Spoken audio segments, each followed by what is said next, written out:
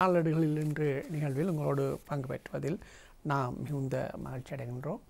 இன்று ஆகஸ்ட் மாதம் 13ஆம் தேதி செவ்வாய்க்கிழமை நாளிதழ்களோடு உங்களை சந்திக்கின்றோம். இன்று பல முக்கியமான செய்திகள் இன்று பத்திரிகைகள் காணப்படுகின்றன. அந்த செய்திகளில் தோட்ட தொழிலாளர் மக்களுக்கு நாளாந்த சம்பளம் 1700 ரூபாவாக வழங்கப்படுவது குறித்த செய்தி இன்று பிரதான செய்தியாக அனைத்து பத்திரிகைகளிலும் வெளியாக இருக்கின்றது. நாட்டின் பொருளாதாரத்தின் முதுகெலும்பாக பன்னெடுங்காலமாகவே இருந்து வருகின்ற இந்த மக்களுக்கு இது ஒரு நல்ல வரப்பிரசாதமான ஒரு செய்தியாக இருப்பதையும் நாம் இங்கே அவதானிக்கக்கூடியதாக இருக்கின்றது. அதே சமயம் தற்போது இந்த தேர்தல் காலம் படிப்படியாக களைகட்ட ஆரம்பித்திருக்கின்றது. இங்கே உள்ளூரிலே கட்சிகள் அங்கு கட்சி தாவல்கள் போன்றவை எல்லாம் இடம்பெற்று வருகின்ற அதே சமயம் கட்டுப்படம் செலுத்துவோர் ஒரு புறம் தமது நடவடிக்கைகளை மேற்கொண்டிருக்கின்ற அதேவேளை சர்வதேச சமூகமும் தற்போது இலங்கையிலே இடம்பெறவிருக்கின்ற ஜனாதிபதி தேர்தல் குறித்து உன்னிப்பாக கவனித்து வருவதை காணக்கூடியதாக இருக்கின்றது. சீனா குறிப்பாக இந்த தேர்தல் நடவடிக்கைகளை ஒரு பிராந்திய ரீதியாக பார்வையிடுவதை காணக்கூடியதாக இருக்கின்றது. இதன் ஒரு கட்டமாக தமிழர்களின் இந்தியாவுடனான நெருக்கம் பற்றி சீன தூதுவர் சென்ஹாங் அவர்கள் இங்கு தமிழ் கட்சிகளோடு உரையாடி இருக்கின்றார். அது பற்றிய தகவல்களும் இங்கே இருக்கின்றன. மற்றொரு கவலைக்குரிய விடயம் என்னவென்றால், இலங்கையிலே இந்த இளம் பருவ மாணவிகள் மற்றும் சிறுமிகளுடைய இந்த கர்ப்பமாகின்ற தாய்மை அடைகின்ற எண்ணிக்கை அதிகரித்து வருகின்றது என்ற செய்தி மிகவும் ஒரு கவலைக்குரிய விடயமாக இருக்கின்றது. ஒரு சில தினங்களுக்கு முன்னர் கூட ஒரு பாடசாலை மாணவியை சில மாணவர்கள் ஒன்று சேர்ந்து பாலியல் வல்லுறவுக்கு உட்படுத்தி இருக்கின்றார்கள் என்ற விடயம் கூட இங்கே கவலை அளிப்பதாக இருக்கின்றது. எனவே இது போன்ற நிலவரங்கள் நாட்டிலே ஒரு ஒழுக்கச் சீர்கேடுகளை விரைந்து ஏற்படுத்தி வருவதை நமக்கு காணக்கூடியதாக இருக்கின்றது. ஒரு மிகவும் ஒரு கவலைக்குரிய விடயமாக இருக்கின்றது. அதேவேளை ரத்னபுரி மாவட்டத்தில் இருக்கின்ற பாராளுமன்ற உறுப்பினர்கள் ஜனாதிபதி ரணில் விக்ரமசிங்கவுக்கு தமது ஆதரவை வழங்குவதற்கு முடிவு செய்திருக்கின்றார்கள் என்ற செய்தியும் இங்கே காணப்படுவதாக இருக்கின்றது. இந்த அரசியல் ரீதியாக பல்வேறு விடயங்கள் உலகளாவிய ரீதியிலே உலகத்திலே பல்வேறு விடயங்களும் இடம்பெற்று வருகின்ற தருணத்திலே தற்போது ஒலிம்பிக் போட்டிகள் கூட முடிவடைந்திருக்கின்றன. இந்த ஒலிம்பிக் பந்தயங்களிலே பல நாடுகள் பங்கு பெற்றிருக்கின்ற போதிலும் இந்த நாடுகளிலே 10 நாடுகள் தான் முன்னணியிலே ஒலிம்பிக் பதக்கங்களை அதிக அளவில் பெற்றிருக்கின்றன என்ற விடயத்தை நாம் காணக்கூடிய இருக்கின்றது. 33வது ஒலிம்பிக் பந்தயங்கள் பாரிஸ் நகரிலே நிறைவு பெற்றிருக்கின்றன. இந்த வகையிலே இந்த நாடுகள் வரிசையிலே அமெரிக்கா 126 பதக்கங்களுடனும், சைனா 91 பதக்கங்களுடனும், ஜப்பான் 45 பதக்கங்களுடனும் முதல் 3 இடங்களை பெற்றிருக்கின்றது. அடுத்த நாடுகள் வரிசையிலே Australia, France, Netherlands, Britain, south Korea, Italy, German போன்ற நாடுகள் இங்கே இந்த பதக்கங்களை பெற்றிருக்கின்றன. தங்கம், வெள்ளி மற்றும் வெண்கலம் என்ற ரீதியிலே 30க்கும் மேற்பட்ட பதக்கங்களை இந்த நாடுகள் அனைத்துமே பெற்றிருக்கின்றன. இவை மூலமாக தற்போது இந்த விளையாட்டுத்துறை மூலமாக கூட ஒரு நாடுகளுடைய சமூக, பொருளாதார, அரசியல் ரீதியான வளர்ச்சிகளையும் நாம் நாடி பிடித்தறிய முடியும் என்பதை கூறிக்கொண்டு இன்று வெளியாக இருக்கின்ற பத்திரிகைகள் வெளிவந்திருக்கின்ற செய்திகளை பார்ப்போம். தொழிலாளர் சம்பள அதிகரிப்பு 1700 ரூபாய் உறுதியானது, சம்பள நிர்ணய சபையில் தீர்மானம் என்ற செய்தி இங்கே முக்கிய செய்தியாக இருக்கின்றது. இந்த செய்தி தொடர்பாக மலையக பாராளுமன்ற உறுப்பினர்கள் பலரும் தமது திருப்தியையும் மகிழ்ச்சியையும் தெரிவித்திருக்கின்றார்கள். சொன்னதை செய்தேன், அமைச்சர் ஜீவன் தொண்டமான் இது குறித்து தனது நிலைப்பாட்டை குறிப்பிட்டிருக்கின்றார். அதாவது பெருந்தோட்ட தொழிலாளர்களுக்கான நாளாந்த சம்பளமாக 1700 ரூபாவை வழங்கும் தீர்மானம் சம்பள நிர்ணய சபையில் நிறைவேற்றப்பட்டுள்ளமை வரவேற்றுள்ளார். அதே சமயம் தாம் சொல்லியிருந்ததை செய்திருப்பதாகவும் அவர் இது குறித்து குறிப்பிட்டிருக்கின்றார். ஜனாதிபதியினால் பிரச்சினைக்கு தீர்வு வரவேற்பதாக கூறுகின்றார் வடிவேல் சுரேஷ் பாராளுமன்ற உறுப்பினர் அவர்கள் என்ற விடயம் இங்கே காணப்படுகின்றது. மலைய தமிழ் மக்களின் முக்கிய விடயங்களை கருத்தில் கொண்டோம் என்று மனோ கணேசன் எம்பி அவர்களும் இங்கே கூறியுள்ளதை நாம் அவதானிக்க முடிகின்றது. அதேவேளை கிராம சேவகர்கள் பணிப்புறக்கணிப்பு என்ற விடயம் இங்கே இருக்கின்றது. வர்த்தமானியூடாக வெளியிடப்பட்டுள்ள கிராம சேவை உத்தியோகத்தர்களின் சேவை சட்டத்துக்கு எதிர்ப்பு தெரிவித்தும் இந்த வாரத்தை கருப்பு எதிர்ப்பு வாரமாக இங்கே வெளிப்படுத்துவதற்கும் கிராம சேவை உத்தியோகத்தர்கள் சங்க ஒன்றியத்தினால் நேற்று நாடு தழுவிய ரீதியில் புறக்கணிப்பு ஒன்று இடம்பெற்றிருக்கின்றது என்ற விடயத்தை நாம் இங்கு அவதானிக்கக்கூடியதாக இருக்கின்றது. தேர்தலுக்கான பணிகள் விரைவுபடுத்தப்படும் ஆணைக்குழுவின் தலைவர் ரத்நாயக்க அவர்கள் இங்கே கூறியிருக்கின்றார். அதாவது ஜனாதிபதி தேர்தலை நடத்துவதற்கான பணிகள் நடவடிக்கைகள் என்பவை விரைவுபடுத்தப்படும் என்று இங்கே ஆணைக்குழு தலைவர் ரத்நாயக் அவர்கள் கூறியிருக்கின்றார். ஜனாதிபதி தேர்தலை அவதானிக்க வெளிநாட்டு கண்காணிப்பாளர்கள் இலங்கைக்கு வரவிருக்கின்றார்கள் என்று கூறியிருப்பதையும் நாம் இங்கே அவதானிக்கக்கூடியதாக இருக்கின்றது. அதே சமயம் முன்னாள் ஜனாதிபதி சந்திரிகா பண்டாரநாயக்க குமாரதுங்க ஜனாதிபதி தேர்தலில் எவருக்கும் ஆதரவில்லை என்ற விடயத்தை இங்கே குறிப்பிட்டுள்ளதையும் நாம் காணக்கூடியதாக இருக்கின்றது. இவை இன்றைய தமிழன் பத்திரிகையின் பிரதான செய்திகளாக இருக்கின்றன. அடுத்தபடியாக நாம் தினகரன் பத்திரிகையில் இருக்கின்ற விடயங்களை பார்ப்போம். தினகரன் பத்திரிகையில் இருக்கின்ற விடயங்களை நாம் பார்க்கும் இடத்தை இந்த பத்திரிகையின் இன்றைய தலைப்புச் செய்தி கூட ஏனைய தமிழ் பத்திரிகைகள் போன்றே ஜனாதிபதி ரணில் விக்ரமசிங்க வாக்குறுதி அளித்தபடி தோட்ட தொழிலாளர்களது சம்பளம் ரூபாய் 1700 உயர்வு, சம்பள சுய நிர்ணய சபை பேச்சுவார்த்தையில் இறுதி தீர்வு என்ற செய்தி இங்கே காணப்படுகின்றது. இது மலைய மக்களை பொறுத்தவரை, மலையக தொழிலாளர் மக்களை பொறுத்தவரை இது ஒரு சிறந்த ஒரு செய்தியாக எல்லா பத்திரிகைகளிலும் இடம் பிடித்திருப்பதை நாம் இங்கே காண முடிகின்றது.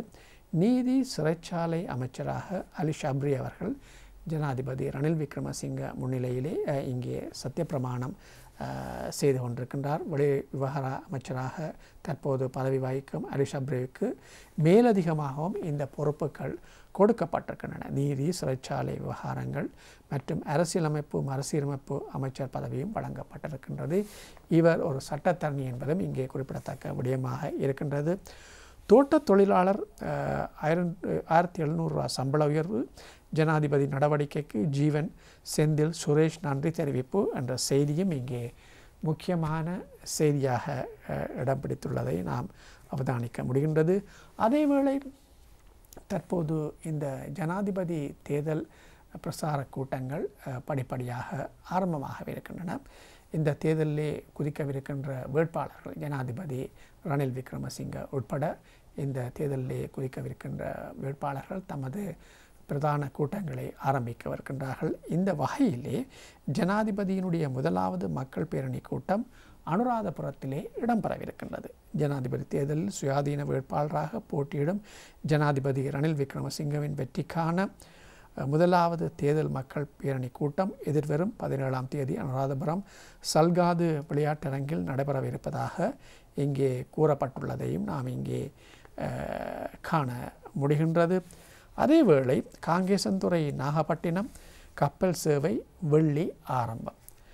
காங்கேசன்துறைக்கும் நாகப்பட்டினத்துக்கும் இடையிலான கப்பல் சேவை எதிர்வரும் 16 வெள்ளிக்கிழமை ஆரம்பமாக உள்ளதாக ஆரம்பிக்கப்பட்டுள்ளது. இண்டோலங்கா கப்பல் சேவை நிறுவனத்தின் நிர்வாக பணிப்பாளர் எஸ் நிரஞ்சன் நந்தகோபன் இது குறித்து தெரிவித்திருக்கின்றார். சிவகங்கை பயணிகள் கப்பல் இரு நாடுகளுக்கும் இடையே படகு சேவையை மீண்டும் ஆரம்பிக்க உள்ளதாக அவர் தெரிவித்திருக்கின்றார் என்ற விடயத்தை நாம் அவதானிக்க முடிகின்றது. இந்த கப்பல் சேவை சரிவர நடைபெறும் பட்சத்திலே இந்தியாவுக்கு யாத்திரை செல்வோர் மற்றும் வர்த்தக நடவடிக்கையை மேற்கொள்வோருக்கு இந்த கப்பல் சேவை ஒரு நல்ல வரப்பிரசாதமாக அமையும் என்றே கருதக்கூடியதாக இருக்கின்றது. அனுரகுமார வேட்பாளர் வேட்புமனுவில் கையொப்பம். எதிர்வரும் ஜனாதிபதி தேர்தலில் போட்டியிட உள்ள தேசிய மக்கள் சக்தியின் தலைவர் அனுரகுமார திசாநாயக்க நேற்று வேட்பாளர் வேட்புமனுவில் கையொப்பமிட்டார். கட்சியின் தலைமை அலுவலகத்தில் இந்த நிகழ்வு இடம்பெற்றது என்ற செய்தியையும் நாம் இங்கே அவதானிக்க முடிகின்றது. கொழும்பு கண்டி வீதியில் கோர விபத்து, 3 பலி, 3 காயமடைந்து வைத்தியசாலையில் அனுமதி என்ற விடயத்தையும் நாம் இங்கே அவதானிக்க முடிகின்றது. இந்த விபத்திலே 8 மாத குழந்தை உட்பட 3 உயிரிழந்ததாக இங்கே தெரிவிக்கப்பட்டிருக்கின்றது. இன்றைய வாகனங்கள் எல்லாம் அதிநவீன அதிவேகம் கொண்ட வாகனங்களாக இருக்கின்றன. அது மாத்திரமல்ல, இந்த ஓட்டோ கியர் சிஸ்டம் என்று சொல்லும் பொழுது கண்மூடித்தனமாக ஓடக்கூடிய ஒரு நிலைமைகளும் இருக்கின்றன. முன்பெல்லாம் இந்த கியர் சிஸ்டங்களை நாம் வடிவாக பார்த்து தான் அந்த கியர் சிஸ்டங்களை நாம் போடுவோம். ஆனால் இப்பொழுது இந்த ஓட்டோ கியர் சிஸ்டம் என்று சொல்லும் பொழுது ஒரு புறத்திலே பிரேக்கும் மற்ற பக்கத்திலே ஆக்சிலரேட்டரும் மாத்திரம்தான் இருக்கின்றன. ஓடினால் ஓடுவது, பிரேக் போட்டால் பிரேக் போடுவது, கிளட்ச் என்ற விஷயம் அங்கே இல்லை. இதன் காரணமாக மக்கள் இங்கு மிகவும் வேகமாக சென்று விபத்துக்கள் அதிகரித்து வருகின்ற ஒரு நிலைமைதான் தற்போது காணக்கூடியதாக இருக்கின்றது. 18 வயதை கடந்துள்ள 5 லட்சம் பேருக்கு டின் இலக்கம் விநியோகம் என்ற விடயம் இங்கே காணக்கூடிய இருக்கின்றது. அதாவது நாட்டில் 18 வயதை கடந்துள்ள சுமார் 5 பில்லியன் பேருக்கு வருமான வரி குறியீட்டு இலக்கம் விநியோகிக்கப்பட்டுள்ளதாக இங்கே தேசிய இறைவரி திணைக்களம் தெரிவித்துள்ளது என்ற விடயத்தையும் அவதானிக்க முடிகின்றது. அரச நிறுவனங்களிடமிருந்து 92 பில்லியன் ரூபாய் வரி அறவீடு, எஞ்சிய ரூபாய் 724 பில்லியனை அறவிடவும் உத்தரவு என்ற செய்தி இங்கே காணப்படுகின்றது. ஜனாதிபதி தேர்தல் வேட்பாளர் எவரையும் ஆதரிக்கவில்லை என்று முன்னாள் ஜனாதிபதி சந்திரிகா பண்டாரநாயக்க குமாரதுங்க அவர்கள் கூறியிருப்பதையும் அவதானிக்க முடிகின்றது. அதேவேளை அரியநேந்திரன் சார்பாக கட்டுப்பணம் செலுத்தப்பட்டிருக்கின்றது என்ற விடயம் காணப்படுகின்றது. ஜனாதிபதி தேர்தலில் தமிழ் பொது வேட்பாளராக போட்டியிடும் அரியநேந்திரன் சார்பாக கட்டுப்பணம் செலுத்தப்பட்டுள்ளது. மக்கள் கூட்டணியின் மத்திய குழு உறுப்பினரான சிட் பெரன் இவருக்கான கட்டுப்பணத்தை செலுத்தினார் என்ற விடயத்தையும் காணக்கூடியதாக இருப்பதோடு அரியநேந்திரன் அவர்கள் தந்தை செல்வாவின் சிலைக்கு மாலை அணிவித்து வணங்குகின்ற காட்சியும் காண முடிகின்றது. ஆதரிக்கும் வேட்பாளரை தீர்மானிப்பதில் தடுமாற்றம், உச்சக்கட்ட மோதலில் தமிழரசு கட்சி என்ற விடயம் இங்கே இருக்கின்றது. ஜனாதிபதி தேர்தலில் யாரை ஆதரிப்பது என்பது தொடர்பில் தீர்மானிப்பதற்கு கூடிய இலங்கை தமிழரசு கட்சியின் கூட்டம் அமளி துமளியில் முடிந்தது. இக்கூட்டம் வவுனியாவில் ஞாயிற்றுக்கிழமை நடைபெற்றது. இதில் எவரும் ஜனாதிபதி தேர்தலில் எந்த வேட்பாளரை ஆதரிப்பது என்பது குறித்து விரிவாக கலந்துரையாடப்பட்டது என்ற விடயத்தையும் இங்கே காணக்கூடிய இருக்கின்றது. எதிர்வரும் ஜனாதிபதி தேர்தலிலே எவர் இந்த ஜனாதிபதி தேர்தல் வேட்பாளர்களை எவர் ஆதரிக்கப் போவதாக இங்கு இந்த கூட்டத்திலே ஆராயப்பட்டதாகவும் கூறப்பட்டுள்ளதை காணக்கூடிய இருக்கின்றது. இவை இன்றைய பிரதான தினகரன் பத்திரிகை செய்திகளாக இருப்பதை நாம் அவதானிக்க முடிகின்றது. அடுத்தபடியாக இன்றைய வீரகேசரி பத்திரிகையில் இருக்கின்ற தகவல்களை பார்ப்போம். வீரகேசரி பத்திரிகையில் இருக்கின்ற, அதாவது வீரகேசரி பத்திரிகையிலே இருக்கின்ற தகவல்களை பார்க்கும் இடத்து 1700 ரூபாய் நாள் சம்பளம், தோட்ட தொழிலாளர்கள் சம்பள விவகாரம் தொடர்பில் நிர்ணய சபையில் தீர்மானம் நிறைவேற்றம் என்ற செய்தி இங்கே காணப்படுகின்றது. நிபந்தனைகளை முன்வைத்த முதலாளிமார் சம்மேளனம் என்ற விடயம் இங்கே இருக்கின்றது. இந்த தோட்ட தொழிலாளர் விடயத்திலே இங்கு முக்கியமான பல தீர்மானங்கள் எடுக்கப்பட்டு தற்போது இந்த விடயம் ஒரு நல்ல திருப்திகரமான முறையிலே 1700 ரூபாய் நாள் சம்பளமாக வரையறை செய்யப்பட்டிருக்கின்றது என்ற விடயத்தை நாம் காணக்கூடிய இருக்கின்றது. தமிழ் முற்போக்கு கூட்டணிக்கும் ஐக்கிய மக்கள் கூட்டணி ஜனாதிபதி வேட்பாளர் சஜித் பிரேமதாசாவுக்கும் இடையிலான புரிந்துணர்வு உடன்படிக்கை நேற்று கொழும்பில் கைச்சாத்திடப்பட்டிருக்கின்றது என்ற படத்தையும், அதிலே சஜித் பிரேமதாசாவோடு அவருக்கு ஆதரவளிக்க வந்திருக்கின்ற தமிழ் முற்போக்கு கூட்டணி, ஐக்கிய மக்கள் கூட்டணி ஆகியவை குறித்த அவர்களுடைய அந்த உடன்பாடு குறித்த விடயத்தையும் படத்தோடு காணக்கூடிய இருக்கின்றது. புதிய பாராளுமன்றத்திலே சமஷ்டி தீர்வு குறித்து கலந்துரையாட முடிவு என்ற விடயத்தையும் நாம் இங்கே காணக்கூடிய இருக்கின்றது. தமிழ் பொது கூட்டமைப்பின் அரசியல் பிரதிநிதிகளிடம் ஜனாதிபதி உத்தரவாதம் என்ற செய்தியையும் இங்கே அவதானிக்க முடிகின்றது. தமிழர்களின் இந்தியாவுடனான நெருக்கம் தொடர்பில் கேட்டறிந்த சீன தூதுவர் என்ற விடயம் இங்கே முக்கியமான ஒரு விடயமாக இருக்கின்றது. இந்தியா ஒரு பிராந்திய வல்லரசாக இருக்கின்றது, அதனோடு போட்டி போடுவதாக தற்போது சீனாவும் இருக்கின்றது. எனவே இந்த பிராந்திய அரசியல் நிலவரங்கள் தொடர்பாக ஆராயும் போது தமிழர்களுடைய இந்திய குறித்த நிலைப்பாடு எவ்வாறு இருக்கின்றது என்பதை இங்கே சீன தூதுவர் கேட்டறிந்திருக்கின்றார். இந்த விடயம் தொடர்பாகவே இங்கு முக்கிய செய்தி ஒன்றும் காணக்கூடியதாக இருக்கின்றது. வடக்கு கிழக்கு மாகாணங்களில் இந்தியாவுடன் தமக்கு எந்த ஒரு போட்டியும் இல்லை என தமிழ் பாராளுமன்ற உறுப்பினரிடத்தில் தெரிவித்திருக்கும் சீன தூதுவர் சி சென்ஹாங் தமிழ் பிரதிகள் இந்தியாவுடன் மிக நெருக்கமாக பணியாற்றுவதற்கான காரணத்தையும் கேட்டறிந்துள்ளார் என்று இங்கே காணக்கூடியதாக இருக்கின்றது. இதை பார்க்கும் பொழுது இந்த ரால் போட்டு சுறா பிடிப்பது போன்ற ஒரு கருத்தைத்தான் சீன தூதுவர் கூறியிருக்கின்றார். தமக்கு இந்தியாவுடன் வித பிரச்சனையும் இல்லை என்று ஒரு புறம் கூறிவிட்டு பின்னர் தமிழ் அரசியல் கட்சிகள் எவ்வாறான நிலைப்பாட்டை இந்தியாவுடன் கொண்டிருக்கின்றன என்ற விடயத்தை அவர் கேட்டிருக்கின்றார். இது ஒரு உயர்ந்த தரத்திலான ராஜதந்திர அணுகுமுறை என்றுதான் அவர் குறிப்பிட முடியும். ஏனெனில் இந்தியாவுடன் தமக்கு பகை இல்லை, எதுவித எதிர்ப்பும் இல்லை என்று கூறிவிட்டு பின்னர் தமிழ் கட்சிகளிடம் எவ்வாறான நிலப்பாடு பற்றி கேட்டிருக்கின்றார். சஜித் தமிழ் முன்னணி கூட்டணி 48 அம்ச திட்டத்துடன் ஒப்பந்தம் கைச்சாத்து மனோ திகா உதயா கையொப்பம் என்ற செய்தி இங்கே காணப்படுகின்றது. இந்த செய்தி ஏற்கனவே நாம் குறிப்பிட்டிருந்தோம். இது ஒரு முக்கிய செய்தியாகவும் அது குறித்த படமும் இங்கே காணப்படுகின்றது. கட்டுப்பணம் செலுத்தினார் தமிழ் பொது வேட்பாளர்.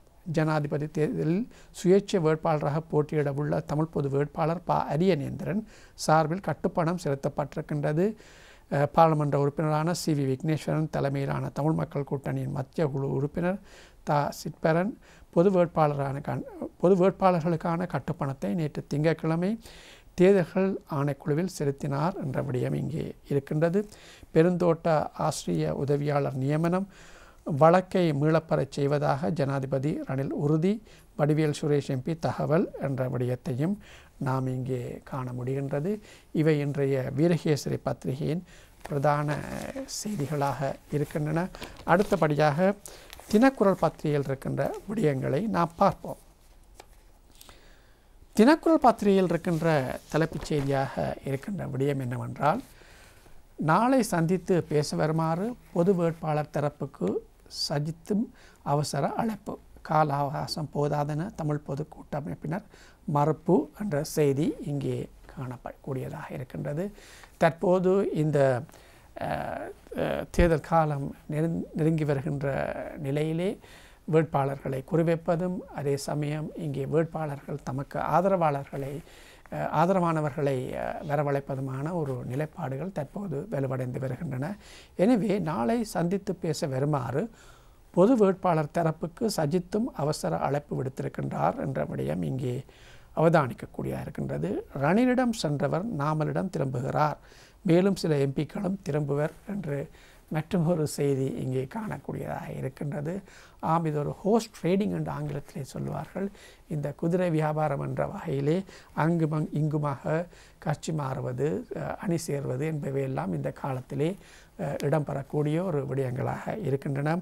எம்பிக்கள் எவரும் எனக்கு வேண்டாம், ஃபீல்ட் மார்ஷல் சரத் பொன்சேகா கூறுகின்றார். பாராளுமன்ற உறுப்பினர்கள் எவரையும் தன்னுடன் இணைத்து கொண்டு பயணிக்கப் போவதில்லை என்றும், யாருக்கு வாக்களிப்பது என்று தீர்மானம் எடுக்காதிருக்கும் மக்களின் வாக்குகளை எதிர்பார்த்தே தான் பயணிக்கிறேன் என்றும் ஜனாதிபதி தேர்தலில் போட்டியிடும் முன்னாள் இராணுவ தளபதியான ஃபீல்ட் மார்ஷல் சரத் பொன்சேகா தெரிவித்திருக்கின்றார் என்ற விடயம் காணக்கூடியதாக இருக்கின்றது. ரணிலை ஏன் மொட்டு ஆதரிக்கவில்லை, காணி போலீஸ் அதிகாரங்களே காரணமாம் என்று மற்றொரு தகவலும் இங்கே காணக்கூடியதாக இருக்கின்றது. ரணிலுடன் செல்வாரா ராஜித்த என்ற விடயம் இங்கே இருக்கின்றது. பாராளுமன்ற உறுப்பினர் ராஜித்த சேனரட்ன உள்ளிட்ட ஐக்கிய மக்கள் சக்தி பாராளுமன்ற உறுப்பினர் குழுவினர் எதிர்வரும் நாட்களில் ஜனாதிபதி ரணில் விக்ரமசிங்கவுக்கு ஆதரவளிக்க தயாராக இருப்பதாக தெரிவிக்கப்படுகின்றது.